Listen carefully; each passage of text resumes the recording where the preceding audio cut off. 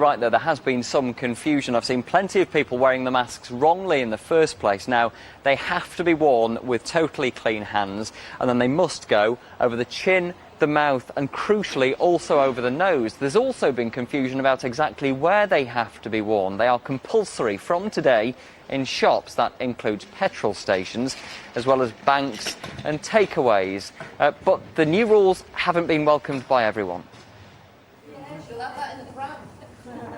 Back open for business, but with a difference. I don't mind wearing the mask. These we've had made up locally. We're just doing what we can and doing our bit. As of today, face coverings are a compulsory part of any shopping trip. £100 the fine for those that break the rules. I don't think it's my place to enforce it. Shopkeeper Gary Dennis speaks for traders in Louth. All I'm doing is turning customers away, really. So if they come in without a mask on, I'm quite happy to serve them. What do they do if people just refuse to wear the mask, or if they take it off halfway around their shop, if they say that they're medically exempted? How do they challenge that? It's putting them in a really awful situation when they're already just trying to do their best and trying to do their jobs. It's now 6 weeks since the high street reopened. It's hoped masks will help protect shop workers who are more prone to catching the virus. But there are questions here about the timing of it all. Well, it's probably a bit too late. It should have been instigated when we first got COVID anyway. But yeah, as soon as the shops opened would have been the next best step, I guess. Children and people with certain medical conditions and disabilities are among those exempt from having to wear masks.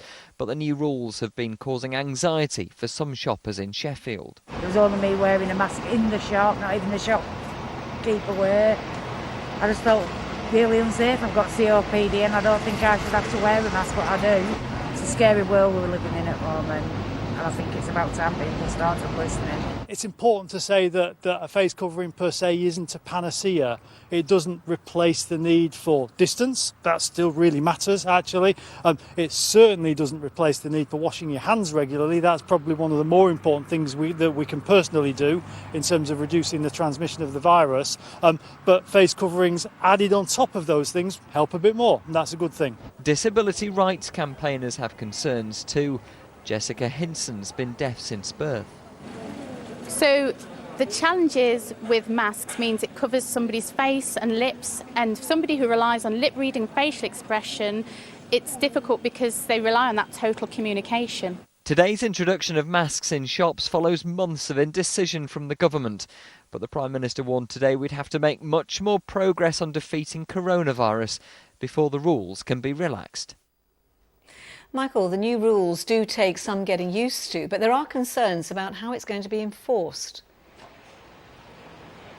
Yeah, that's right, Gaynor. Enforcement is down to the police rather than down to individual shop workers. But those that speak on behalf of rank-and-file police officers say that plan is totally unrealistic. We want to be the last resort. We can't cope with being inundated with calls for people not wearing face coverings in shops and other spaces. We just don't have the resources to be able to manage that. Since restrictions began to be eased, crime sadly began to return to normal. So police are very busy. They're doing other things, and we don't want them pulled off that to go into shops. My guess is that there'll be very, very few people, some awkward people, some difficult people, very, very few. And it's only in that instance, and if it starts to get out of hand, that the police are likely to be called. So I don't think they'll be called very often. Well, people complain about the masks being uncomfortable and unpleasant, but with the virus still circulating, it seems like we're all going to have to put up with covering up against COVID for some time to come. Michael Billington for us this evening in Louth. Thank you very much. Now, it has been more than 4 months since gyms and leisure centres closed their doors, but those who've missed pumping iron or working up a sweat haven't to wait much longer. They're opening tomorrow, but new government guidelines on cleaning routines and capacity limits mean that our workouts may look very different for the foreseeable future. Nitya Rajan can tell us more. When gyms and leisure centres reopen their doors, we'll be expected to follow strict new guidelines to minimise the risk of spreading COVID-19. Firstly, facilities will be limited on how many people can be inside. Many will be asking members to book an allocated time slot online, while others may stagger entry like in shops. People are encouraged to shower and change at home, but changing rooms can remain open. Classes can resume, but at a reduced size with no sharing of equipment. On the gym floor, equipment will be more spaced out and some machines may be taken out of use to encourage social distancing. Users will be told to sanitize their hands and use antibacterial spray to wipe down equipment before and after use. Music will also be turned down to discourage shouting. And finally, while indoor pools can reopen, saunas and steam rooms must remain closed. Well, despite fears over COVID transmission, a survey by Sport England claims that 87% of gym members are eager to return. Nick Smith has been taking a look at how the fitness industry has been preparing for tomorrow's reopening. For the past few months, small outdoor fitness classes like this one, run by the aptly named Ouch Potato in York, is the closest many of us have come to a gym session. Instructors like Stephen Parfitt think that despite the imminent reopening of indoor gyms, many will still be keen to keep working out in the open air. So we went straight online before even lockdown happened. We went online and we started doing live workouts, and then as soon as we were allowed out, we added the boot camps on top of that. It's really good for people seeing each other. So our gym is really friendly and a lot of the customers know each other. So just seeing each other is the biggest difference, really. But for many fitness enthusiasts, nothing quite beats the variety of weights and machines that you'll find on a gym floor. Pure Gym has more than 20 locations across Yorkshire and Lincolnshire. And like other gyms across the country, they've all undergone a redesign, with equipment placed more than 2 metres apart and new cleaning stations all within easy reach. Clubs will also limit capacity, and while changing rooms are open, members are encouraged to avoid them and to arrive in their kit. Well, as you can see from that workout, the regular cleaning down of equipment will have to become part of our gym routines, and ultimately it will be down to the gym members themselves to ensure that this environment stays as COVID safe as possible. So we'll be encouraging members to clean equipment both before and after they've finished it, as well as ourselves as staff will be cleaning equipment throughout the day. We won't be having any high intensity classes on the timetable. So classes where members are sharing equipment have been taken off. We also have got marked out spots where people can work to make sure that we have social distancing and ventilation per person. Scientists still identify indoor gyms as potentially high-risk environments. But the staff who have been testing the equipment here say there are encouraging signs in other European countries where gyms reopened several weeks ago. We've had over 2 million visits across our European gyms since they've been opened, and we've had no cases whatsoever of transmission or any issues at all. And they've been following the same kind of protocols that we've been putting in the gyms here in the UK. So we're very confident that our members can come back and expect to have a really safe workout.